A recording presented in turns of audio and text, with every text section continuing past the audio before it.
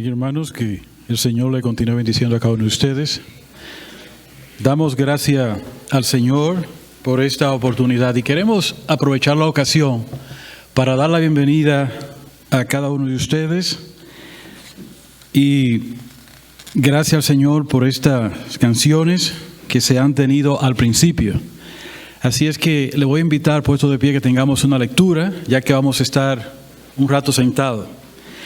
Para esta ocasión lo vamos a hacer yendo al libro de Génesis en el capítulo 41. Libro de Génesis, capítulo 41. Y vamos a tomar la lectura de atrás hacia adelante, empezando en el versículo 33. Génesis capítulo 41, versículo 33. Por tanto, para que tengan una idea de lo que está sucediendo, este es José hablándole a Faraón. Por tanto, provéase ahora Faraón de un varón prudente y sabio, y póngalo sobre la tierra de Egipto.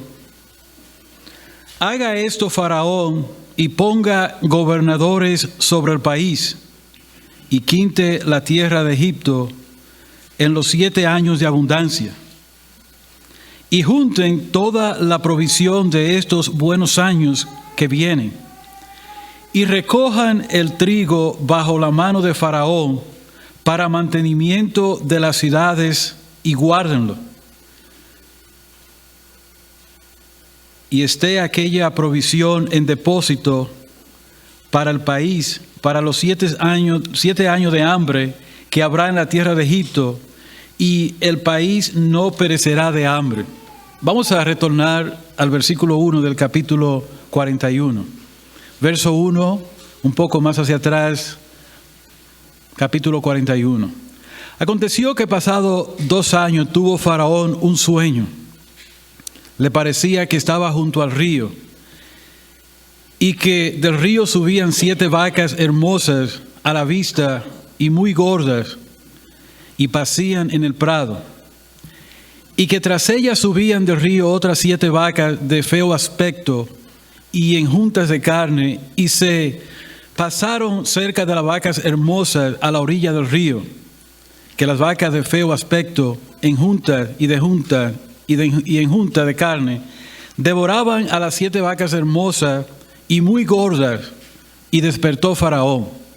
Se durmió de nuevo y soñó la segunda vez que 7 espigas llenas y hermosas crecían de una sola caña, y que después de ellas salían otras 7 espigas menudas y batidas del viento solano.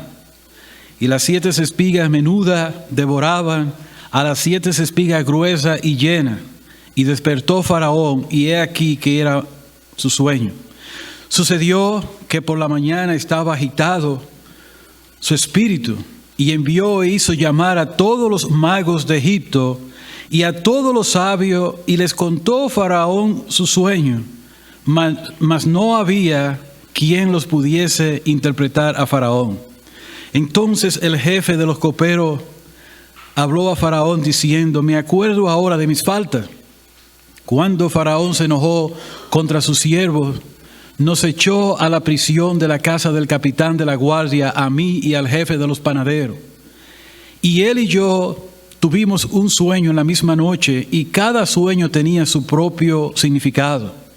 Estaba allí con nosotros un joven hebreo, siervo del capitán de la guardia, y se los contamos, y él nos interpretó nuestro sueño, y declaró a cada uno conforme a su sueño.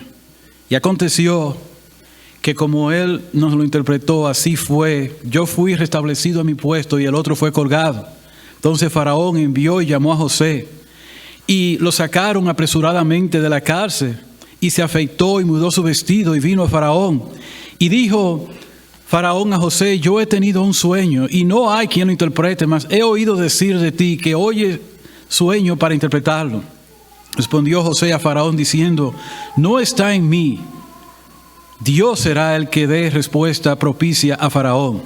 Entonces Faraón dijo a José: en mi sueño me parecía que estaba a la orilla del río, y que del río subían 7 vacas de gruesa carne y hermosa apariencia, que pacían en el prado, y que otras 7 vacas subían después de ella, flaca y de muy feo aspecto, tan extenuada, que no he visto otra semejante en fealdad en toda la tierra de Egipto. Y las vacas flacas y feas devoraban a las 7 primeras vacas gordas, y estas entraban en sus entrañas, mas no se conocía que hubiese entrado, porque la apariencia de la flaca eran malas, como al principio, y yo desperté. Vi también, soñando, que 7 espigas crecían en una misma caña, llenas y hermosas, y que otras 7 espigas menudas, marchitas, batidas del viento solano, crecían después de ella, y las espigas menudas devoraban las 7 espigas hermosas. Y lo he dicho a los magos, mas no hay quien me lo interprete. Entonces respondió José a Faraón: el sueño de Faraón es uno mismo. Dios ha mostrado a Faraón lo que va a hacer. Las 7 vacas hermosas 7 años son, y las espigas hermosas son 7 años. El sueño es uno mismo. También las 7 vacas flacas y feas que subían tras ellas son 7 años. Y las 7 espigas menudas y marchitas del viento solano 7 años serán de hambre. Esto es lo que respondió a Faraón: lo que Dios va a hacer, lo ha mostrado a Faraón. He aquí, vienen 7 años de gran abundancia en toda la tierra de Egipto, y tras ellos seguirán 7 años de hambre, y toda la abundancia será olvidada en la tierra de Egipto, y el hambre consumirá la tierra, y aquella abundancia no se echará de ver a causa del hambre siguiente, la cual será gravísima. Y al suceder el sueño a Faraón 2 veces, significa que la cosa es firme de parte de Dios y que Dios se apresura a hacerla. Vamos a orar. Padre nuestro, gracias te damos por tu palabra en este día. Rogamos, Señor, que tu palabra, que siempre sale y cumple su propósito, una vez más cumpla su propósito en cada uno de nosotros en este día. Estamos delante de ti, especialmente el que habla.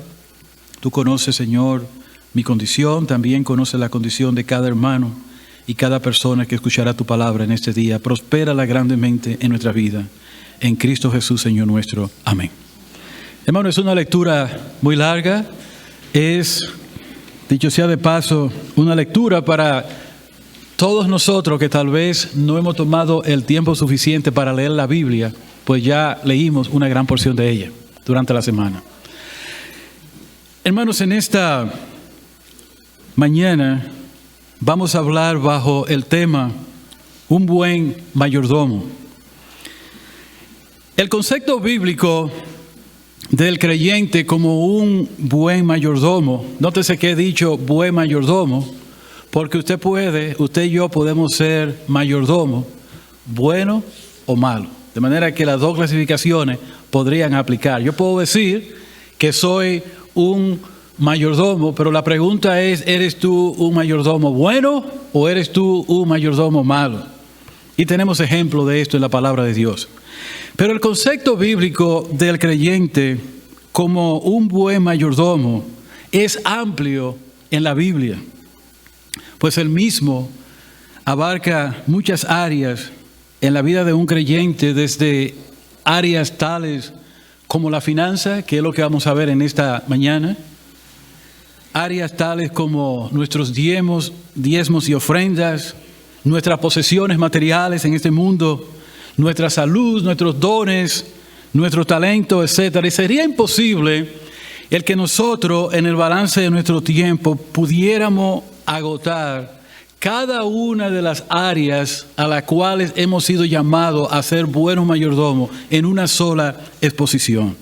En el día de hoy solo nos vamos a referir a la mayordomía en el área de la finanza, y esto es debido a la creciente preocupación que hay en el mundo de hoy acerca de la llamada crisis o recesión económica, que muchos expertos, y voy a regresar a lo que dije en un estudio anterior, más del 90% de los CEO acá en los Estados Unidos están preocupados.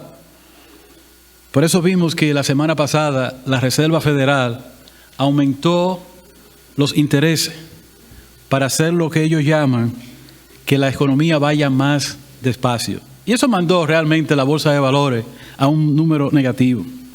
Ahora, como creyentes, somos llamados, hermanos, a vivir en este mundo confiados en nuestro Dios. Y quiero empezar diciendo esto porque cada vez que se habla de un tema como este, la idea aquí no es que nosotros salgamos de este lugar en pánico. Pero tenemos que hablar, porque antes de nosotros hablar esto, ya la palabra de Dios había hablado de crisis, de situaciones. Y para que la palabra de Dios se cumpla, la cosa tiene que ponerse en mala. ¿Usted sabía eso? La cosa va a venir de mal en peor. Decía uno de nuestros ancianos allá en la República Dominicana que lo bueno de todo esto es lo malo que se está poniendo. Y parecía como contraproducente. ¿Cómo es esto? Que lo bueno es lo malo que se está poniendo. Claro, porque si las cosas están bien, entonces nosotros decimos estamos muy lejos del final. Pero cuando las cosas van de mal en peor, entonces nosotros podemos ver no solamente que la palabra de Dios se sigue cumpliendo, etc. Pero como creyentes somos llamados, debo decir esto desde el comienzo, a vivir en este mundo confiando en nuestro Dios. Reconocemos que somos frágiles ante todo lo que los CEO de esta economía puedan hablar, ante todo lo que los economistas puedan predecir, ante todas las cosas que nuestros ojos están mirando, somos frágiles. Y muy especialmente nuestra fragilidad es tocada cuando nosotros podemos experimentar en el diario vivir esos cambios económicos. Cuando nosotros vamos a comprar al supermercado y vemos los precios, cuando nosotros vamos a echar gasolina y estamos buscando la bomba de gasolina que venda la gasolina más barata, ya no existe. Cuando nosotros tratamos por donde quiera que nos movemos, nuestras vidas son tocadas en el aspecto económico de una manera u otra. O cuando uno puede palpar la tasa de inflación que existe en estos momentos. Nuestra tasa de inflación, hermano, es de 8.2% ahora mismo. Usualmente en esta nación siempre hacían ajuste de la inflación en un 5%, no más de ahí, todos los años. Pero comparado al año 2021, la tasa de inflación, que en el 2021, dicho sea de paso, era 5.1%, ahora es 8.2%. Esa es la razón por la que usted encuentra que lo que pudiera comprar hoy allá afuera en el mercado, si va la semana siguiente, no está más barato, está mucho más elevado el precio. Y hay muchas personas que se están aprovechando de la ocasión. Ahora bien, cuando uno escucha de que la deuda nacional de esta nación ha aumentado a un poco más de 31 trillones. Yo sé, hermano, que nosotros estamos acostumbrados a bregar con $1, $50, $100, $1,000. No sé si algunos de ustedes tienen $10,000, $20,000, $30,000, $100,000, lo que sea, pero estamos acostumbrados a bregar con números pequeños. Pero cuando usted oye hablar de millones, no creo que nadie aquí pueda hablar de millones, a no ser que haya algún hermano que nos dé una sorpresa un día, o algún hermano que tal vez se haya sacado la lotería anoche, que dicho sea de paso, espero que ninguno haya jugado y haya probado suerte. Yo no juego la lotería. Si yo juego la lotería, estoy casi seguro que me voy a sacar. Por eso yo no juego, porque entonces tendría que explicar esto. Ahora bien, pero no estamos acostumbrados a nada de esto. Pero la deuda nacional ahora mismo, estamos cerca de 31 trillones. Si alguno de ustedes quiere saber cuánto es esto en dinero, pues un trillón es básicamente 1 millón de millones, pero un trillón es 1 millón de millones. Cuando usted pone el 1 y le pone 12 ceros, bueno, eso no cabe en la calculadora casi, pero estamos hablando de 31 trillones ahora mismo comparado al año pasado cuando era aproximadamente de 24 trillones, es decir, que ha subido más de 7 trillones. ¿Cuántos de ustedes se alegraron cuando el gobierno les depositó en el banco el dinero adicional de los $1,400 el año pasado? ¿Verdad? Y si en la casa habían 5 personas, 10, ¡wow! ¡Qué bueno es Dios! Así mismo, con ese mismo ímpetu de alegría que recibimos ese dinero y que no sabíamos qué íbamos a hacer con él y que había esa abundancia de que la gente tenía dinero y que la comida le estaban regalando y que veníamos de una pandemia, etcétera. Así mismo, con ese ímpetu debemos tener el mismo alegría, el mismo gozo para enfrentar si nos tocase vivir un tiempo de recesión económica. Amén. Espero que algunos de ustedes no hayan gastado ese dinero, sino que lo tengan por ahí guardado. Si la deuda de esta nación ahora mismo son 31 trillones de dólares, algunos de ustedes que piensen que eso es problema del gobierno y que no debe nada, tengo noticias para ustedes. Si vives en los Estados Unidos, y yo creo que todos viven aquí, todos los que están aquí, otros que viven en otra parte, que nos están mirando a través de las redes sociales, van a decir, me escapé de esa. Si vives en los Estados Unidos y formas parte de la población de esta nación, de esos 31 trillones de dólares, tú debes, sí, así mismo como escuchaste, debes $93,665. Esa es la última información que tengo a la hora que terminé de preparar este mensaje. Es decir, que eso va aumentando día por día. Pero debes $665. Esa es la deuda nacional y tú eres parte de esa deuda. Ahora, volviendo al término de la mayordomía. En la palabra de Dios debemos pausar para decir, es usada, y hay dos términos que verdaderamente la palabra de Dios nos enseña en cuanto se usa. El primero de ellos, porque esta palabra viene del griego, es una palabra griega. El primero es epitropos, que significa administrador, capataz o mayordomo. ¿Qué es la mayordomía o qué es un mayordomo? Es una persona que es un administrador, es un capataz, ¿verdad? Entonces, esto se utiliza más, este término, en la parte gubernamental, cuando una persona es colocada en una posición de gobernador o procurador, etc. Pero hay otra definición de un término que se utiliza para definir lo que es un mayordomo. Viene de la palabra griega, se llama oikonomos, que es una palabra compuesta de dos términos, oiko, que significa casa, y nomos, ley de la casa. Y esa es la parte que más nos compete en esta mañana, porque eso significa que en una casa hay reglas y hay lineamientos y hay cosas que han sido establecidas. En este sentido, cuando utilizamos el término oikonomo, tenemos la memoria y nos acordamos lo que nos enseña la palabra de Dios, que se refiere al tiempo cuando el esclavo tenía la responsabilidad de administrar los bienes de su señor. Quiero que todos ustedes entiendan este concepto bien claro. El esclavo tenía la responsabilidad de administrar los bienes de su señor.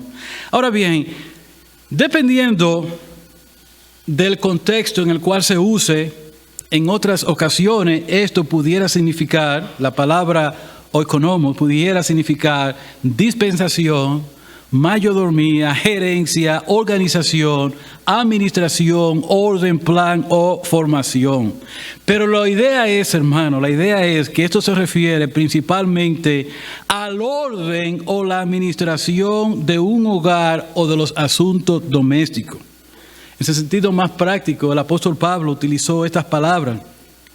Pablo conocía lo que era el verdadero significado de esta palabra. Y aunque Pablo la aplicaba a otras áreas de su vida, por ejemplo, Pablo, cuando pensaba en lo que éramos los creyentes, le dijo a los hermanos de Corintio, en 1 Corintios capítulo 3, versículo 9, le dijo a ellos, porque vosotros sois colaboradores de Dios y porque nosotros, somos colaboradores de Dios y vosotros sois labranza de Dios, edificio de Dios. De manera que un mayordomo se identifica acá como una persona que es un colaborador de Dios. Es decir, Dios tiene un plan y lo está desarrollando, y nosotros que somos de Dios, ¿verdad?, estamos colaborando con el plan que Dios va a desarrollar.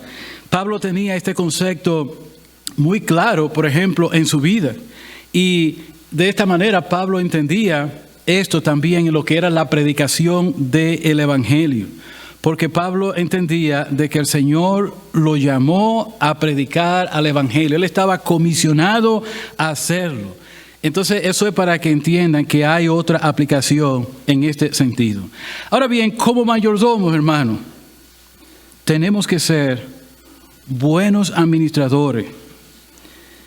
Y quiero decir que la soberana gracia de Dios espera, o el Dios de los cielos que nos ha llamado espera, que cada creyente sea un buen mayordomo en todas las áreas a las cuales el Señor nos ha llamado a servirle. Por eso dije al principio que no podemos en esta exposición hablar de todas las áreas en las que la mayordomía va a ser reflejada o va a ser aplicada, y que nuestra concentración va a ser a la finanza. Y creo que lo que tiene que ver con la finanza, pudiéramos pasar mucho tiempo hablando del mismo. Ahora, sé que muchos creyentes no comparten la idea de hablar de la finanza. Incluso ese es un tema que es bien desechado por muchos de nosotros. Tal vez alguien dirá, bueno, hablar de dinero es malo porque raíz de todo lo malo es el amor al dinero, lo dijo el apóstol Pablo a Timoteo. Bueno, pero dice, raíz de todos los males es el amor al dinero. Si tú amas el dinero es malo. Pero hermano, la única ocasión en la que a mí me gustaría tener dinero es cuando hay una crisis o cuando hay que ayudar a alguien. Pero el dinero es un problema también. Porque si tú tienes mucho dinero, una persona puede tratar de quitártelo. Imagínate, pon este ejemplo. Imagínate que una persona se haya sacado la lotería anoche. Esta persona ahora tiene que mudarse donde vive. Tiene que tener todo un sistema de seguridad. Tiene que tener guardaespaldas. La vida es una vida de zozobra. Tiene que poner seguridad para su familia porque tiene miedo que lo vayan a raptar y que le vayan a secuestrar y a pedir una fortuna o lo que sea por esto, ¿verdad? El dinero puede ser problemático. El dinero puede ser la perdición de una persona. De manera que estamos llamados, aunque nosotros estamos llamados a vivir el pan necesario, tenemos que reconocer que la palabra de Dios habla abundantemente acerca de la planificación monetaria. Incluso, y ustedes se van a encontrar esto raro, más del 40% de las parábolas dichas por el Señor hablan de cómo manejar los asuntos de finanzas, mucho más que el mismo cielo y el mismo infierno. De manera que el Señor habló abundantemente acerca de esto. Dicho sea de paso, quiero pausar para decir que la palabra de Dios nos habla extensamente acerca de principios bíblicos que se pudieran aplicar en un orden de finanzas para uno no meterse en problemas. Lo que pasa es que nosotros no lo estudiamos y no lo escudriñamos. Pero los grandes economistas van a la Biblia, ¿sabía esto? Los grandes hombres de negocio van a la Biblia a buscar sus enseñanzas. Y esos principios que usted ve que muchos hombres sacan un libro y que dicen cómo mejorar su finanza, ya la palabra de Dios hablaba de eso. Lo que pasa es que usted y yo no lo hemos leído. Pero ahí fue que ellos fueron a buscar la fuente. Y si nosotros lo leyéramos y lo aplicáramos, estuviéramos mejor. Pero volviendo al punto, es probable que alguien diga que hablar del dinero es malo. Es más, si alguien te plantea y te dice, vamos a hablar de dinero, yo no quiero saber de dinero, dígame lo que yo tengo que poner y ya, no tenemos que discutir nada. ¿Por qué una planificación? Tome, por ejemplo, acá esta iglesia. Nosotros estamos en un proceso de construcción, ¿verdad? Remodelación. Teníamos que pedir un presupuesto. Teníamos que saber cuánto nos iban a cobrar. Teníamos que llevar todo medido. Teníamos que decir no, teníamos que decir sí, teníamos que consultar algunas cosas. ¿Por qué? Porque responsablemente uno como creyente, como administrador de lo que no es de uno, Porque el dinero de la iglesia aquí no es mío, no es de ninguno de ustedes tampoco, es del Señor. Y el dinero que tú te ganas en el trabajo, mucho menos es tuyo. Y todo lo que tú tienes, nada es tuyo. Es más, ni tú mismo eres tuyo propio. Eso es lo que la palabra de Dios enseña. Entonces no tenemos nada, nada tenemos tampoco. Entonces hay dos cosas que vamos a hablar debajo de este concepto de la mayordomía. En primer lugar, Dios es el dueño de todo. Y eso es muy importante que nosotros lo entendamos. Y la segunda cosa que nosotros vamos a ver es que tú y yo somos solamente administradores de lo que el Señor, el dueño, ha puesto bajo nuestra responsabilidad. Lo voy a repetir otra vez. Dios es el dueño de todo. A Él le pertenecen todas las cosas. Y en segundo lugar, tú y yo solamente somos administradores de lo que Él nos ha confiado. Vamos a ver en primer lugar que todo le pertenece a Dios. ¿Cuántos de ustedes alguna vez han tenido un sueño de crisis? Yo creo que todos nosotros podemos decir que hemos tenido sueños. Pues nosotros acabamos de leer el sueño de un hombre que no conoce a Dios. Y acabamos de leer también la interpretación que un hombre que Dios preparó desde sus primeros inicios, que mandó a Egipto, llamado José, y lo mandó con el propósito, José lo dijo bien claro, para salvar muchas vidas. Ambos hombres no conocían, ni Faraón conocía de qué se trataba, ni José sabía por qué había sido enviado a Egipto. Sin embargo, dentro de los planes del Dios soberano, al cual le pertenecen todas las cosas, el cual sabía sí que iba a haber una gran hambruna en aquel lugar, el cual sabía que José iba a pasar por todas esas vicisitudes, él no lo entendía. Él preparó todo el escenario de antemano para que se viera una sola cosa. ¿Cuál fue? Hermanos, ante la inminente crisis que había en aquel tiempo, que los hombres no entendían, que los magos, que la gente que leía todo el futuro no entendía, los astrólogos no podían entender, así como probablemente estemos frente a una crisis que haya turbado a los CEO de esta nación, a los grandes economistas, toda la gente que maneja y mueve los capitales del mundo. Encima de todo ello hay un Dios que sabe lo que está haciendo. Ahora, si a Dios le place que en ese proceso sus hijos pasen trabajo, si a Dios le place que en ese proceso nos muestre al final de todo esto, después que hayamos perdido 20, 30 libras, que hayamos pasado muchísimo trabajo, que nuestros hijos se desgasten, que nuestras fuerzas se vayan y nos digan, mira, todo esto era mi propósito, entonces se va a cumplir lo que Dios quiere. Nosotros no podemos parar lo que Dios ha dicho que va a venir. Faraón no podía pararlo con todo su ejército, con todas las cosas que él tenía, con toda la abundancia que tenía en ese momento.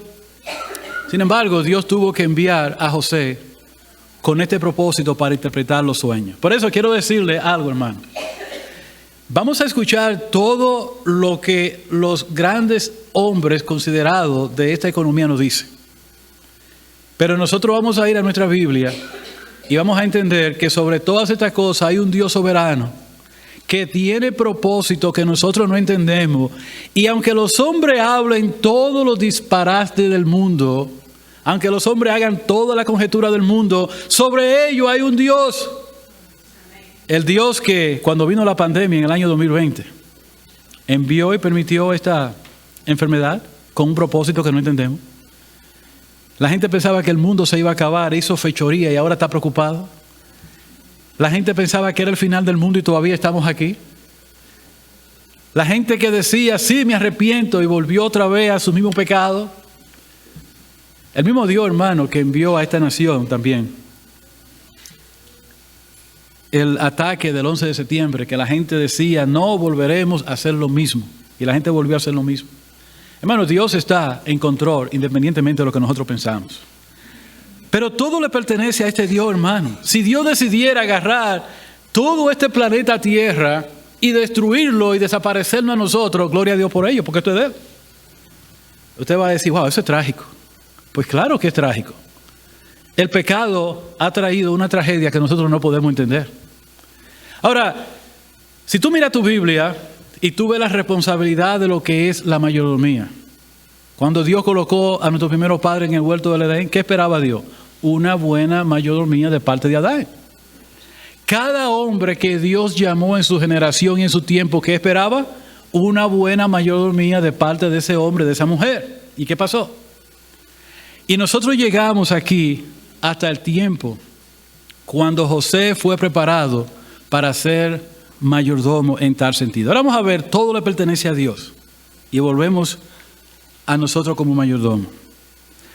Hermanos, aunque el hombre se ve a sí mismo como dueño de las cosas que él ha creado con su propia mano. Y esto es bueno que todos nosotros aprendamos este concepto bien claro. La casa que tú tienes, Dios fue que te la dio y es de Dios. Si tienes dinero en el banco, eso es de Dios. Los hombres tienen territorio, terreno, tienen bienes de este mundo. El salmista en el Salmo 24:1 dijo, de Jehová es la tierra y su plenitud. ¿Se quedó ahí la expresión? No. El mundo y los que en él habitan. Entonces, ¿quedó algo fuera en este concepto? Absolutamente que no. Si alguna vez tú te levantas por la mañana y tú dices, yo te invito a que tú mires el firmamento, tú mires a todo el panorama que te queda alrededor y tú te preguntes, ¿y de quién es todo eso? ¿Quién es el dueño de todo eso? O miras hacia arriba y tú ves el espacio y tú miras, trata de visualizar las estrellas, los planetas y tú dices, ¿y de quién? Hazte la pregunta, ¿quién es el dueño de todo eso? Hermano, Dios es el dueño absoluto de todo y todo pertenece a Él. Ageo, en el capítulo 2, versículo 8, también declaró y dijo, Dios hablando, mía es la plata y mío es el oro, dice Jehová de los ejércitos. Y a veces nosotros, como hijos de Dios, debo decir, nos ufanamos de este concepto y decía, no, yo soy hijo del Dios de la plata, el hombre más rico de esta nación. Yo soy hijo del Dios inagotable. Y a veces nosotros como creyentes, sabiendo que tenemos que ser buenos administradores, abusando de la misericordia de Dios, abusando de lo bueno que es Dios, nos recostamos de este concepto y decimos, bueno, Dios es el oro del dueño y la plata. Nada más tenemos que clamar a Dios y pedir. Y dice la palabra de Dios que Él va a abrir las puertas del cielo para nosotros. Y aplicamos y hay pasajes que a veces nosotros lo doblamos, lo moldeamos, lo ponemos a nuestra manera. Pero la verdad, hermano, es cierto. Dios es el dueño de la plata. Él es el dueño del oro. Él es dueño de todos los animales que usted vaya afuera. En el Salmo 50 nosotros tenemos este concepto bien claro, versículos 10 y 12. Porque mía es toda bestia del bosque y los millares de animales en los collados, porque mío es el mundo y su plenitud. ¿Se acuerdan cuando David estaba dedicando, recogiendo todo para la casa de Jehová nuestro Dios? Allá en Primera de Crónicas, capítulo 29, versículo 11, David decía, tuya es, oh Jehová, la magnificencia y el poder, la gloria, la victoria y el honor, porque todas las cosas que están en los cielos y en la tierra son tuyas. Tuyo, oh Jehová, es el reino y tú eres excelso sobre todo. Hermano, usted va a decir, pero ya este concepto lo entendemos, lo hemos absorbido, lo digerimos. No, hermano, a veces se nos olvida quién es el dueño de todo. Y digo esto porque nosotros tendemos a poner los ojos en los grandes capitales del mundo y en los grandes hombres, los millonarios, los billonarios, o los hombres que tienen toda la vasta fortuna de este mundo, y nosotros estamos más pendientes y miramos y vemos lo que estos hombres hacen y pensamos que el mundo se va a regir conforme a esas fortunas. Pero hay uno que está por encima de ellos, que tiene mucho más que ellos. Hermano, si este concepto nosotros podemos absorberlo claramente, no vamos a estar preocupados Más bien, vamos a estar pensando y diciendo, bueno, Dios es inagotable, Dios es un Dios vasto de recursos que nosotros ni siquiera podemos imaginarnos, y cualquier cosa que vaya a reflejar su gloria va a ocurrir.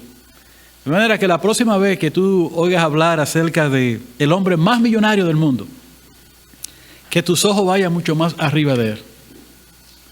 Hay un Dios por encima de él, que es el dueño de todo. Aunque el hombre no ve a Dios, hermano, como su proveedor, Él se lo ha dado todo. Humanamente hablando, hermano, nosotros en nuestra naturaleza caída, pensamos que si tenemos bienes de este mundo, lo hemos logrado por nosotros mismos. Si tenemos alguna fuerza, nosotros la hemos logrado por nosotros mismos y nos olvidamos de que el Dios de los cielos ha sido el que verdaderamente nos la ha dado. Pónganse a pensar por un momento el pueblo de Israel. Dicho sea de paso, antes de leer el pasaje que voy a leer, todas las cosas que acontecieron al pueblo de Israel fueron dadas a nosotros, dice la palabra de Dios, el apóstol Pablo, para que aprendamos a temer. Pero Dios tuvo que advertirle a este pueblo, por ejemplo, vamos a ir a Deuteronomio capítulo 8, versículos 17 y 18, para que usted vea la advertencia que Dios tuvo que hacerle a este pueblo. Deuteronomio capítulo 8, versículo 17. Dios está hablando de la tierra que ellos van a poseer. Y digas en tu corazón, eso es cuando entre a la tierra, mi poder y la fuerza de mi mano me han traído esta riqueza. Si no, acuérdate de Jehová tu Dios, porque Él te da el poder para hacer las riquezas, a fin de confirmar su pacto que juró a tus padres, como en este día. Hay una tendencia, hermano, y esto pudiera estar en nosotros, a creer que cualquier cosa, cualquier éxito que pudiéramos tener es atribuido a nuestra propia capacidad y a nuestra propia inteligencia.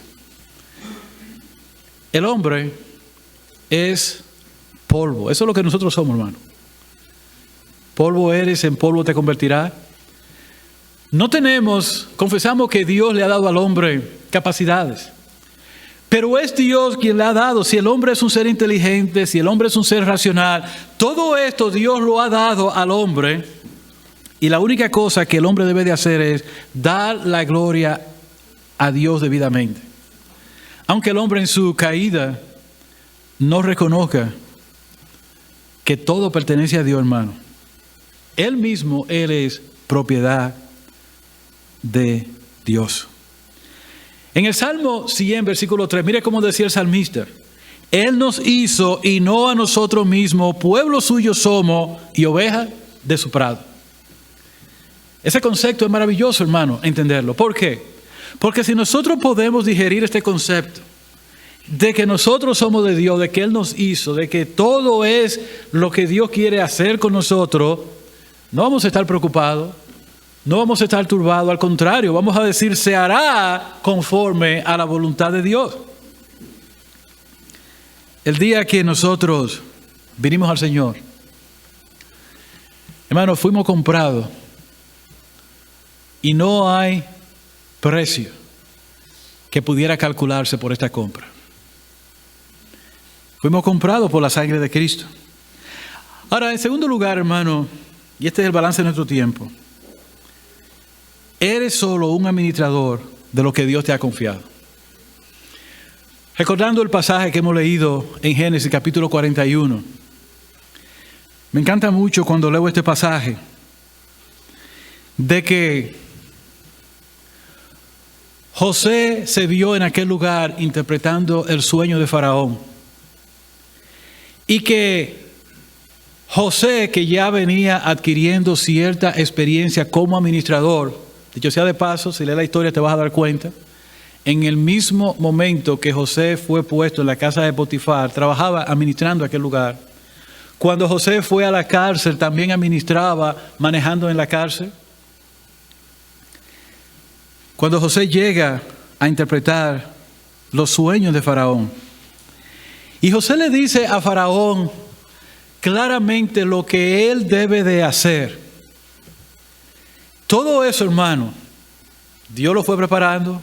Al momento de decidir, de establecer, de dar idea, él contribuyó a lo que Dios quería hacer en aquel lugar. Faraón no pudo encontrar a ningún otro hombre mejor para tal labor que el mismo José. Esto es importante, hermano, porque Dios a nosotros como administradores no solamente nos ha llamado a ser buenos administradores, ¿verdad? Y estamos hablando de la finanza ahora. Hay muchas áreas en las que nos ha llamado a ser buenos administradores. Pero Dios nos ha dado su palabra en la cual nosotros podemos ir y acudir y buscar información. Algo que Dios ha hecho. Si a alguno de nosotros le falta sabiduría, Santiago dice que la pidamos a Dios, el cual nos da abundantemente y sin reproche. Ahora, como administrador, hermano, debo reconocer que ser un administrador para Dios es un compromiso serio y que no debe ser tomado a la ligera. Quiero que todos presten atención a esta declaración que voy a hacer ahora, porque mientras yo estaba preparando este mensaje, yo pensaba en esto. El hecho de saber que somos hijos de un Dios rico pudiera hacernos olvidar nuestra responsabilidad financiera y dormirnos en nuestros laureles. ¿Usted ha escuchado esa expresión cuando uno se duerme en sus laureles? Por las muchas misericordias que Dios ha tenido con nosotros. Eso lo voy a explicar de esta manera. Imagínate que tú estás llamado, somos llamados, ¿verdad?, a ser buenos administradores en el aspecto financiero. Y de buenas a primeras, porque hay dos maneras de uno tomar decisiones en la vida. Hay varias, pero yo, a medida que han pasado los años, la he llevado a dos. Uno puede tomar una decisión con el corazón. El que toma decisión con el corazón, ¿qué dice la Biblia acerca del corazón? Engañoso, más que todas las cosas, y perverso, ¿quién lo conocerá? De ahí es cuando nosotros nos casamos. El corazón era que estaba tomando ciertas decisiones. Algunos probablemente no vimos o usted no vio, etcétera. Y tomó una decisión y dijo, me caso, tal vez me voy para tal lugar o voy a tomar este trabajo. Y tal vez como tomamos la decisión fue producto de la emoción. No calculamos nada. Esa es una manera de uno tomar decisión, ¿verdad?, como administrador. Me gustó algo, lo vi y lo compré y me metí en ello. Después discutimos el resto. El creyente como buen administrador no se puede dar ese lujo. Ahora, como Dios es un Dios misericordioso, y cuando estamos hundidos en la mala decisión que hemos tomado, Dios nos da la mano, nos manda un salvavidas por aquí, su misericordia se muestra. Nosotros decimos, yo soy un hijo de Dios, me sacó de ahí. Entonces, ¿qué tengo yo que hacer? No voy a coger cabeza, voy a hacer lo mismo. Voy a tomar decisiones así. Esa es una forma de hacerlo. Pero la otra manera de tomar decisiones responsables, hermano, es cuando nosotros sabemos que tenemos que tomar una decisión, buscamos a Dios en oración. La oración no debe faltar. Eso tiene que ser lo primero. Orar. Enviar a otros hermanos a orar por una decisión que queremos tomar. Ver en la palabra cómo pudiéramos estar violentando la palabra de Dios. Y luego que nosotros hemos hecho esto, tenemos que hacer ciertos cálculos para ver si lo que nosotros queremos hacer podemos llevarlo a cierta conclusión. Cuando el Señor hablaba de los hombres que le seguían en su tiempo, el Señor decía, ¿quién de vosotros no se sienta primero? Si va a construir una torre y calcula todos los gastos para ver si puede terminar el proyecto, ¿verdad? Entonces, o quién que va contra la guerra y ve que el enemigo es malo, lo estoy poniendo en mi propia palabra ahora, no le manda condiciones de paz. Eso habla, hermano, de que el mismo Señor contempla la posibilidad y habla claramente de que el creyente no es una persona que actúa locamente, o que no debemos de actuar locamente en nuestras decisiones. Hay oración, sí. Hay previa planificación, sí. Entonces, hace unas 2 semanas yo tenía a alguien que quería hacer algo y Y él quería eso a como de lugar, y cuando hicimos los números yo le dije, pero ni siquiera estamos cerca de esto. ¿Y por qué quieres hacer esto? Bueno, porque lo queremos. Y eso es lo que tenemos que hacer. Entonces después que tú lo adquieres, es igual como cuando tú quieres comprar una casa, ¿verdad? Y te gusta la casa, es lo que tú siempre has soñado, y eso es lo que tú quieres, y eso es lo que verdaderamente te va a hacer sentir feliz. Pero luego que tú compras la casa, te das cuenta de que lo que tú ganas no puede cubrir todos los gastos. El pago más caro, el pago más grande que nosotros tenemos, y todos ustedes van a consentir conmigo esto, los que tienen propiedades, es el pago del mortgage. Y tú tienes una casa, el gasto más grande, ¿verdad?, es el mortgage. Uno de mis jefes decía, Elvis, ¿por qué tú estás tan preocupado por esto si eso solamente es una sola vez al mes? Pero es un gasto grande, le decía yo a él. Se lleva todo el income en ese tiempo. Ahora, hay dos maneras de tomarlo. Uno con la emoción y otra responsable. Hermanos, eso fue lo que José hizo cuando interpretó el sueño de Faraón. Cuando usted lee estos versículos en el capítulo 41, y usted nota allí lo que este hombre hizo. Él vio, interpretó los sueños de Faraón y él empezó de una vez. Esto es lo que debemos de hacer para cuando venga el tiempo malo. Bueno, él hizo toda una planificación. Allí no había emoción, hermano. Esto no era un asunto de lo que alguien pudiera decir, bueno, lo que tenemos que hacer, Faraón, es humillarnos delante de Dios. Y no había nada malo si José hubiese dicho eso, pero orar a Dios para que Él nos ayude en cuanto a la crisis que va a venir. No. Estaban orando. Estoy seguro que José estuviera orando, que la palabra de Dios no lo dijera. Pero hubo todo un plan de acción, desde buscar un hombre, después tener gobernante, después separar de la porción de la producción, después de juntar todo eso, llevarlo a todo un depósito, y cuando el tiempo viniera de la crisis, ellos tenían que estar preparados. Hermanos, si lo que los CEO están hablando, si lo que los economistas están hablando representa estos sueños que un hombre como Faraón, que no conocía a Dios, se soñó, porque podemos decir que esto es una revelación a un hombre que no conoce a Dios. Dios puede obrar como Él quiere, hermano, no hay que cuestionarlo. Si todo esto cae dentro del marco de lo que Faraón soñó, y esos son los faraones que se están soñando y hablando y están programando, pues nosotros necesitamos pensar en José y decir, bueno, voy a tener la actitud de José. ¿Cuál era? Preparación por si acaso. Voy a hacer una pregunta. ¿Cuántos de ustedes son versados en la economía?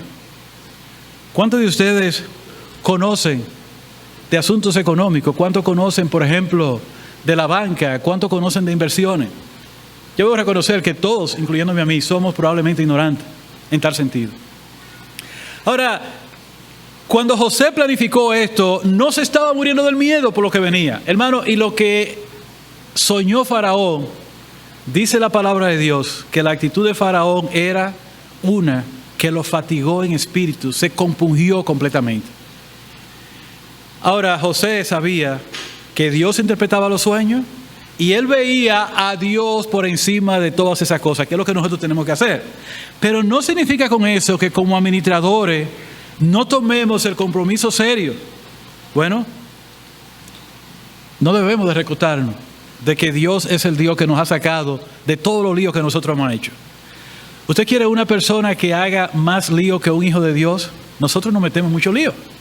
Nos metemos en compromisos que muchas veces no podemos cumplir. Tomamos decisiones sin calcular nada, sin buscar la dirección de nuestro Dios. Adquirimos bienes en este mundo que no sabemos cómo vamos a responder económicamente. Y aunque yo no conozco, hermano, la finanza de ninguno de los hermanos de esta iglesia, ni las interioridades de ningún hermano, y qué bueno por ello. Debo decir, hermano, a título personal, que cada quien va a hacer con su dinero, con su finanza, lo que quiera. Pero Dios no puede colocar a un creyente en cosas mayores si las cosas pequeñas en las que Dios te ha colocado tú no has sido responsable. Cuando tú lees, por ejemplo, en Lucas capítulo 16, versículo 10, dice: el que es fiel en lo muy poco, también en lo más fiel, y el que en lo muy poco es injusto, también en lo más injusto. La enseñanza de ese pasaje tiene que ver con eso. ¿Cómo Dios pudiera darte otras cosas a ti si las cosas pequeñas, y cuando hablo de cosas pequeñas, lo que Dios te ha concedido y te ha permitido, no ha visto fidelidad en tal sentido? Hermano, todos nosotros, nuestras finanzas están a cierto nivel. Yo puedo pretender, ¿verdad?, querer algo. Yo puedo pretender lograr algo. Yo puedo aspirar a algo. Pero la verdad es, hermano, que si Dios le ha placido darme solamente estas cosas, en base a ello es que yo tengo que moverme. Y si yo quiero otra cosa, yo puedo pedirle a Dios que me dé los medios, los recursos para hacerlo. Y si Dios le place y me lo da, y los números están ahí, entonces yo voy a actuar conforme a eso. De manera, hermano, ser un buen administrador, repito, es un reto que todos tenemos. Ahora, no quiero presentarme delante de ustedes como un buen administrador, porque no creo que lo soy, he cometido muchos errores. Pero la palabra de Dios nos da a nosotros un cuadro bien claro en el Salmo 8. Y este versículo del Salmo 8 dice claramente que todo Dios lo puso bajo sus pies. Eso es el salmista que está hablando al hombre. Si hay algo que hoy tú puedes decir está dañado, si las finanzas no andan bien en tu casa, si tal vez hay ciertas cosas que tú has tenido, es probable que haya habido una mala mayordomía de lo que Dios te ha dado, o es probable que ciertos eventos se hayan presentado, que hayan estado fuera de tu control y que tú no hayas podido controlar. Esa es una excusa diferente. Ahora, hermanos, hay una expectación que Dios tiene. Pablo le decía, por ejemplo, a los hermanos de Corintios, en el 1 Corintios 4:2, y se lo decía en otro contexto, le decía: ahora bien, se requiere de los administradores que cada uno sea hallado fiel. No está hablando de dinero, pero es un concepto que debe de prevalecer, hermano. Debe de haber fidelidad. Por ejemplo, en lo que tiene que ver con la finanza, hermano, el dinero. ¿Alguna vez te ha pasado por la mente que cada vez que tú vayas a gastar el dinero, debes de orar a Dios para que te ayude a gastarlo sabiamente o a invertirlo sabiamente? Ese es un principio que debe reinar en nosotros. También otra cosa que debe pasar, un administrador, hablamos de que uno no debe aspirar lo que no está a su alcance. Pero uno tiene que aprender, hermano, en los tiempos que estamos viviendo, a tener también contentamiento. El apóstol Pablo recibía ofrendas, ayuda de iglesia que le ayudaba.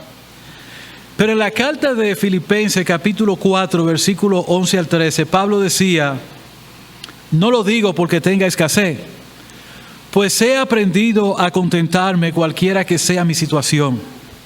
Sé vivir humildemente, sé tener abundancia, en todo y por todo estoy enseñado. Así para estar saciado como para tener hambre, así para tener abundancia como para padecer necesidad. Todo lo puedo en Cristo que me fortalece.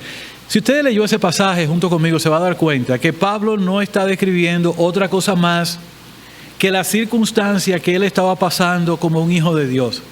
Hermano, los hijos de Dios, aún seamos buenos administradores de lo que Dios nos ha dado, vamos a enfrentar circunstancias, vamos a enfrentar necesidad.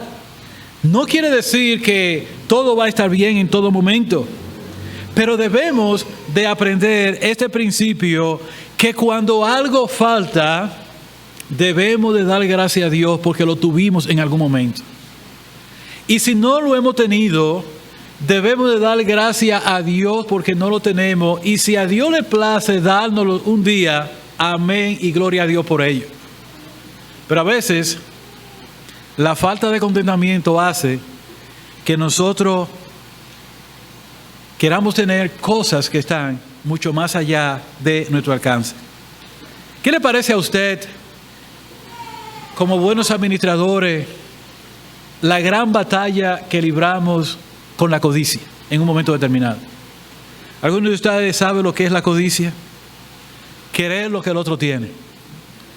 El administrador tiene tentaciones también, porque como buenos administradores nosotros pudiéramos tomar decisiones solamente porque hemos visto a otro tener algo y nosotros queremos lo mismo.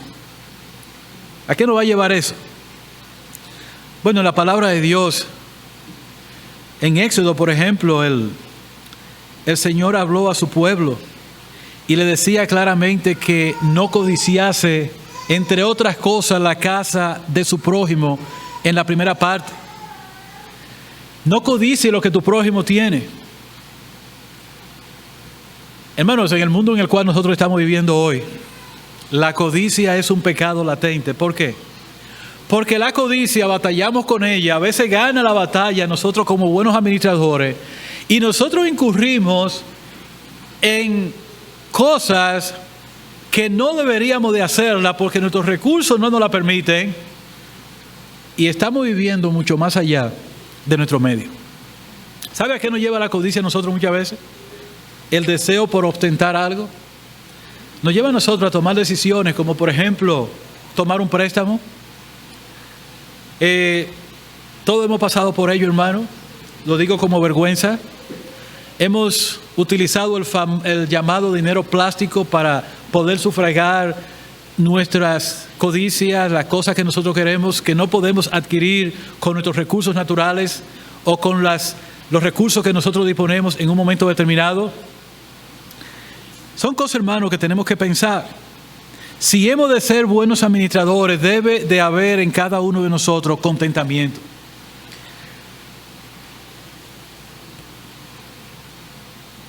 Ahora, hermano,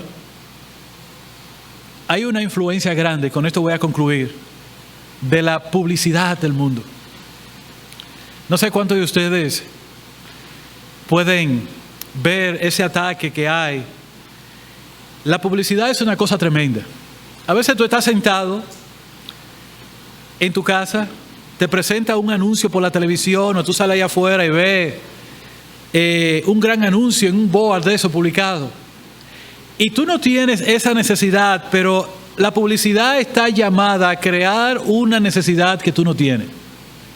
Es increíble cómo lo hace. Cuando yo era un niño, yo recuerdo que en las películas de vaqueros que veíamos cuando eran bien famosas, nos metían allí un anuncio de la Coca-Cola, la chispa de la vida. El hombre iba en su caballo, subiendo la montaña, le daba una sed tremenda y no sé cómo encontraba una Coca-Cola metida en el desierto. Y se la tomaba. De manera tal que nosotros nos criamos que cada vez que nos daba sed, una Coca-Cola, en el subconsciente se quedaban todas esas imágenes grabadas. Así mismo es la publicidad. Crea una necesidad que nosotros no tenemos. Nos hace crear la necesidad de que, mira esta ropa tan linda, no tienes ropa. Nos hace crear la necesidad de que esos muebles están viejos, ¿por qué no compra estos muebles? Nos hace crear la necesidad de estas vacaciones, tú las puedes tomar, trabaja duro. Y tal vez nosotros no debemos de tomar esas vacaciones que son las exclusivas, pero podemos tomar esta. La publicidad nos empuja a ir mucho más allá de lo que nosotros podemos pagar. Y saben, como buenos administradores, el momento cuando nosotros cedemos a la publicidad, ya no somos buenos administradores. Por eso, hermano, quiero concluir con esto. Capítulo 41 de Génesis. José le dijo a Faraón claramente: póngase gobernadores sobre el país. Quinten la tierra de Egipto en los 7 años de abundancia. Vamos a separar comida. Junten todas las provisiones de estos buenos años. Recojan el trigo de la mano de Faraón para mantenimiento de la ciudad y guárdenlo. Y pongan toda esta provisión en depósito. Hermano, no quiero que se vaya a malinterpretar. Lo que José está diciendo acá, y digo no quiero que se vaya a malinterpretar, por si alguno de ustedes piensa que estoy mandando atesorar. La palabra de Dios predica en contra de atesorar. Es preparación sabia para saber, hermano, qué hacer en ese tiempo. Nada de malo como creyente en prepararse. La Biblia habla de la planificación. Pero también, hermano, sobre todas esas cosas, el propósito de ser un buen mayordomo es actuar en una manera responsable. Las cosas que compramos, las decisiones que tomamos, los lugares que vamos a ir, las inversiones que vamos a hacer. Pero sobre todo eso, hermano, el Dios nuestro está envuelto en nuestra vida. Pero no significa que no hay una responsabilidad de mi parte y de tu parte en prepararnos para cualquier eventualidad. Sé un buen mayordomo. En tu casa va a ser necesario que los esposos se sienten a hablar de finanzas. Va a ser necesario que se hagan reuniones familiares con los hijos.